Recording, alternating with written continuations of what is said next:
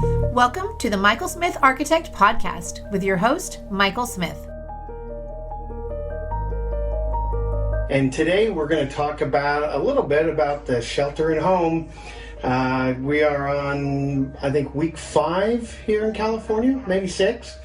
It's so hard to remember, going a little stir crazy, not used to being inside so much, and being sheltered in home certainly is another experience, because you may love your family, but 24/7 it does get a bit tiresome sometimes and get on everyone's nerve. But we combated that with getting a puppy. Yes, smart, huh? So we got a puppy a couple weeks ago, and now we're distracted with training, and we don't have to spend so much time watching everything on Netflix, which we probably already have. And as you can see, it's usually, it's been about 7 weeks since I had a haircut, and yesterday I look like a mop, and that's usually what happens when I go that long without a haircut. Just all kind of poofs up. So this is my quarantine cut that my wife did. First time she's cut my hair. It was an exciting experience, but I think she did a pretty good job. It certainly cut down on the volume of hair that I had that's now in the garage, or swept away. So, and another thing, had actually my first submittal to the building department using the online process, which was fantastic. San Luis Obispo County is using that, and I submitted a remodel, and it worked out really well. They have a 3-step process where you file the building permit application first. They review it, and once it looks like it's complete, they then say they create the project file online, and we're able to upload the working drawings and calcs and any other supporting documents that we need for the project. And so that's what I've done so far, and it's worked pretty darn well. And now the last step is they'll calculate what the fees are for the plan check, and we pay those online, and the review part starts for the project. So I'm really excited about that. That'll save so much paper and so much back and forth with getting those heavy loads, usually 4 or 5 sets of drawings that you have to get to the building department. So that was eliminated. I'm sure we're going to have to do one final set for them to stamp and approve, or maybe they'll stamp and approve a PDF that we can print out. So that would be fantastic. So we'll see how that works, and I will keep you updated on that. But we are going to go into something that I developed or discovered was 6 rules that I've found when working with clients. And it's just my experience of working with many clients over the last 30 years. And I've kind of put this in videos in various spots, but I wanted to kind of put it all together into this podcast. And I will make it available, a summary of it, so you don't have to take any notes if you're going to. But if you want to get a copy of it, I'll certainly make that available. But so what I label it, as I said, is 6 rules I've discovered working with clients over the last 30 years. And the first is being clear on what your wants and your needs are for your home remodeling project. And what I mean by that is every project that I've had with a client, there's always a need. There's some problem with the home, with the kitchen. Maybe it's wiring, maybe it's an old design and people want to open it up. So there's always a certain minimal level, and I call that the need part of it. And we want to be clear on what that is and how far that goes. Because as we go through the process of designing and getting working drawings and ultimately pricing out the project, we're going to find I mean, about 90% of the time, it's over their budget. That's okay. That happens at times. Well, many times. And it's because we're trying to push and get everything we can into the project. Well, when it comes to that part, you want to know what's the minimum level that you can cut back to before it's not possible. Now, as I go through with clients, we are actually getting a contractor involved early in the design process, maybe just after schematic design is done, and we're getting a better opinion of a cost estimate. When I come in and sit down with the client, I'm estimating based on my experience and what past projects have been. Now, that number can be $250 a square foot up to $350 a square foot, depending on size of the project, complexity, economic factors too. If it's a really hot environment, which it was before this coronavirus broke in, it would be up at the higher end. It's possible on the other side of this coronavirus, it could be a little less because contractors don't have jobs and they're willing to drop their price a little bit. So those kind of factors in, but when we get a contractor in talking about their, or reviewing it and giving their opinion, it's a little more based in reality. And as I would say is, my price is more like putting your budget together with a crayon. At this point, when we're doing it with a schematic design, it's a little sharper. It's not as sharp as, maybe an accountant's pencil, but it's a lot closer to that. And so we're not getting those surprises at the end. But if you've gone through the process and you've got a surprise where you're over budget and you've got to cut back, knowing what your needs are, what's your minimum, is going to be helpful. And everything else is a want. So redoing the kitchen and opening up is a need. Well, the quality of the cabinets and the kitchen appliances, those are wants. Because there's a minimum level that you can have in there and the kitchen will function.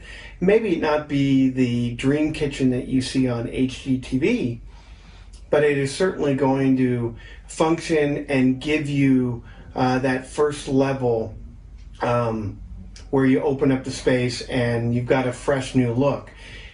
Maybe then you can come back in a few years and redo the appliances to get that finishing mark on it. But you've got the basic bones, as I would say, in place. So that's rule number one. Rule number two, and I'll tell you, for the next three, we're going to be talking about budget because it's so darn important. So rule number two is establish a budget. Now, when I say establish a budget, most people have two budgets. I rarely hear the second one, but the first one is if I'm told. And there are some homeowners that don't, for some reason, they don't want to tell the architect, at least in the beginning, what their budget is. I don't know if it's because they've run into architects that charge based on a percentage of construction, and if they tell them what I truly think it's going to be, that their fees are going to be higher. I don't know that, but I usually base mine on my experience, how much time it's going to take, and I give a flat rate or a fixed fee. But there are two budgets. First is the ideal budget.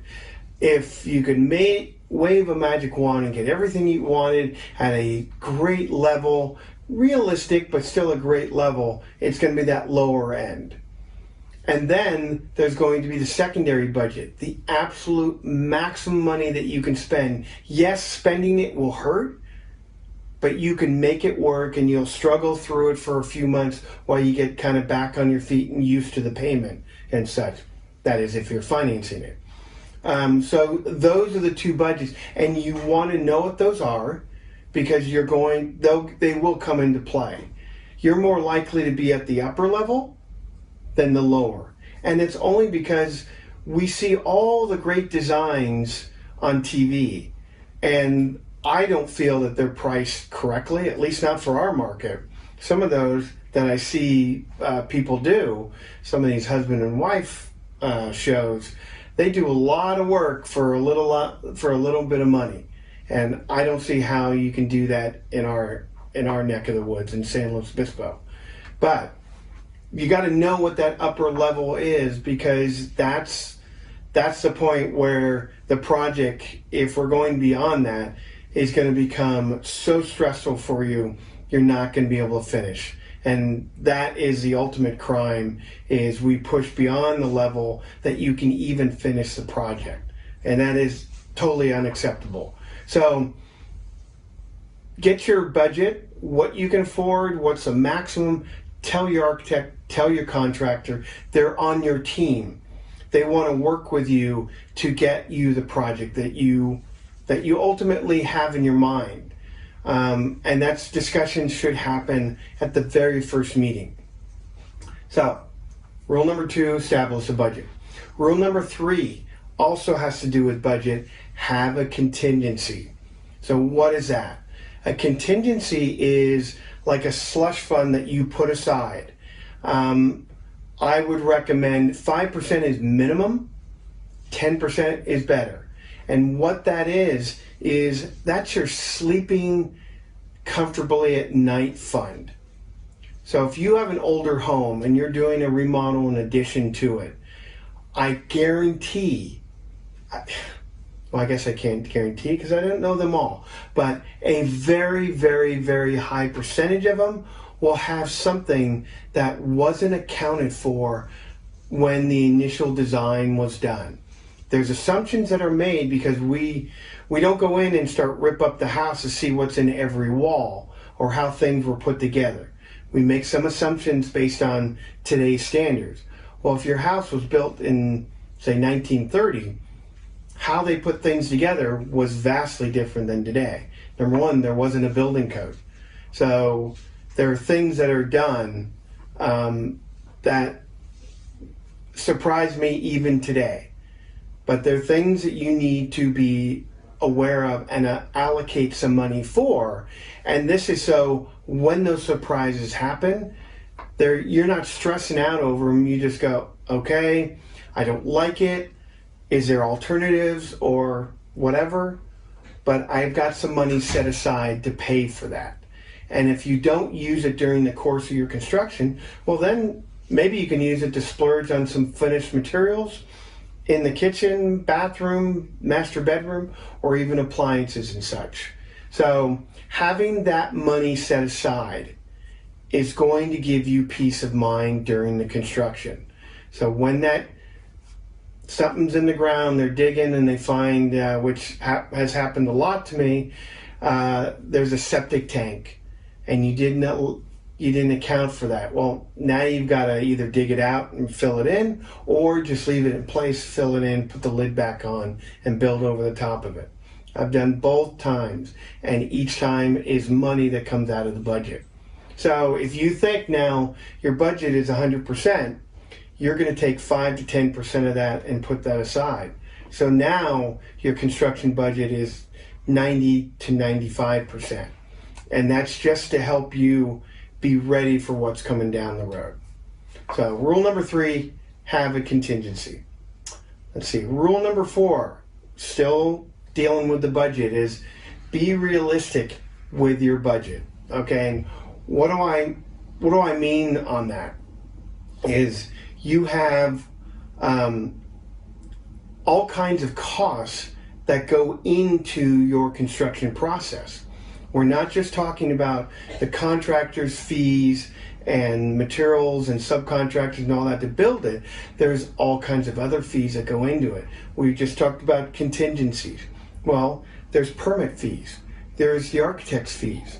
There could be land surveyor fees. There could be a soils engineer fees. I'm not mentioning structural engineer because I usually roll that into mine and make it part of my fee. But there are other fees that you want to allocate and make sure that they're in your total budget. So if you have a total budget of $200,000 to do your remodel and addition, you're going to take 20% of that, or 10%, which is $20,000. So now you're down to $180,000. your permit costs and all your other consultant fees and such, that could be another, maybe another 10%, $20,000. So now you're down, instead of 180, now you're down to 160. So either you're going to pay for that one way or the other, and that still becomes part of your budget. And I want you to be realistic enough when you're writing down your numbers that you're not just saying, okay, we have $200,000 to do this remodel. Well, does that include the remodel plus fees, or just the remodel, and you're going to pay for fees out of another account? So your budget is actually a little bit higher. So be realistic is the rule number 4. Okay, rule number 5, understand the process. And that means everything in your home remodeling project, from the initial meeting with your architect to the final walkthrough and sign off with the contractor. Understanding each step along the way will again give you peace of mind as you're going through the process. It is a long process. There's a lot of moving parts. I, as the architect, will be your team captain in the beginning, guiding the design and such. But there's other people involved. There's, like I said, soils engineer, land surveyor, structural engineer. All these people need to be involved in the process in one point or another during the working drawings. And delays can creep into that. So how quickly you make decisions helps keep the process moving along, and then how busy the other consultants are is another factor. Then there's the factor of once we submit it, there's anywhere from 4 to 8 weeks for the building department to review the drawings and issue a permit. And then the matter on how long it takes to do the actual construction, depending again on how big it is, complexity, a number of factors. So understanding each phase, each milestone will help you not only with the stress level that as you go through, you'll go to the site and it'll look like nothing is happening.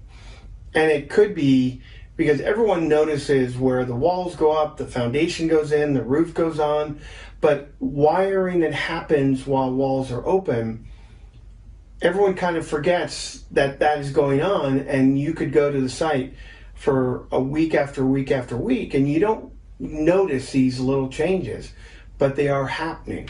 The plumbing is coming out of the slab, and now it's in the walls, and vents are going up through roofs and things like that. That takes time. And so it looks like all of a sudden there's a lot of work happening, then nothing's happening, and all of a sudden the drywall, insulation goes in, drywall goes in. But knowing each of these phases, each of these milestones will help you on the stress level, but it'll also help you on the financial side. You're going to be writing a lot of checks. And the biggest checks are obviously going to happen during construction. Well, knowing how the contractor is going to want to be paid, you can then plan ahead. And instead of being surprised when the contractor hands you a request for payment, you know it's coming, and you can then deal with it at that time. So knowing the process, understanding it, will help you relieve your stress level and help you plan out financially for your remodel. And that is something that if you're working with me, we're going to go over that in either first or second meetings. We'll be talking about how my process is. We'll also go over the framework of how the contractor might work. Every contractor is a little bit different, so that's something that we're going to want to discuss with them as we're maybe interviewing contractors to do your project. Okay, so rule number 6. So rule number 5 was understanding the process. So rule number 6 is establish budgets, timeline, and procedures. So we're putting all 5 rules that we just talked about, we're putting them together. 3 of the rules were about budgets. Budget is probably one of the most important, stressful, one that is not talked out nearly enough. For whatever reason, homeowners don't want to talk about money with the architect. They want to keep it to the contractor, and even then, it's a closely guarded secret. The more information the architect and the contractor have, we're on your team, the better your project will be. So having your budget, having timelines. So when you sit down with the architect, you want to put together a timeline. Yes, that may change, but you at least want to have something in place so that you can look and say, oh, hey, it's been 30 days. I'm expecting the first set of schematic designs from my architect. I should be getting something. If I don't, I'm going to ask him about it. And if you don't get it and it's right before, you want to have a talk with your architect and say, hey, we need to communicate better because I want to know, not the day before, that you missed a deadline. I want to know why, and you should be able to tell me a week before or more of why you're not going to miss or why you're missing the deadline. And the same thing goes with the contractor. You want the contractor to give you a schedule. When is he going to start and when is he projected to finish? And every time you have a construction meeting, you're going over that schedule and you're seeing how accurate it is. Again, these are all things. The more information you have as a homeowner, the more at peace, the less stress you'll have. Because I want you, as my client, to enjoy this process. I love this process. Yes, it can be infuriating because you're dealing with humans, you're dealing with government officials, you're dealing with all kinds of people, and they all have their little kingdom. But when it comes together and you anticipate things and you know the process, it goes much easier and it is so much more fun. And the last thing is I said procedures. So there are procedures that I will use when we meet, when we review a design, when it's approved, when it goes into working drawings. Those procedures will carry through even through construction. When is the request for payment? How does that go? Does it go straight to the homeowner? Does it come to the architect? And I review it and then approve it. There's all kinds of different procedures, and we want to get those out in front. So let's review the 6 rules that I've got here. And like I said, I'm going to make this available to you. So there'll be a link in the show notes. Most likely it'll be michaelsmitharchitect.com/6 rules. And you'll be able to get a copy of it. And I break it out a little bit more of what I'm talking about. But rule number 1, be clear in your needs and wants, actually the scope of work. Number 2, establish a budget. Number 3, have a contingency for your budget. Number 4, be realistic with your budget. Number 5 is understand the whole process, not only design, but design and construction. And then rule number 6 is establish budget, timelines, and procedures. And we want to put all those things together. So I hope that is really helpful to you. And like I said, get the link in the show notes. You'll get a summary of it. And I break it out a little bit more and try to add some helpful tools for you. So that ends the major part of our podcast. But I do want to just finish up with a question I get from homeowners is a lot of times the homeowner, at least in California where I am, they assume that the architect can pull a building permit. Now, I'm able to submit it, but as the architect, I cannot pull the permit because whoever pulls it is liable for a number of things.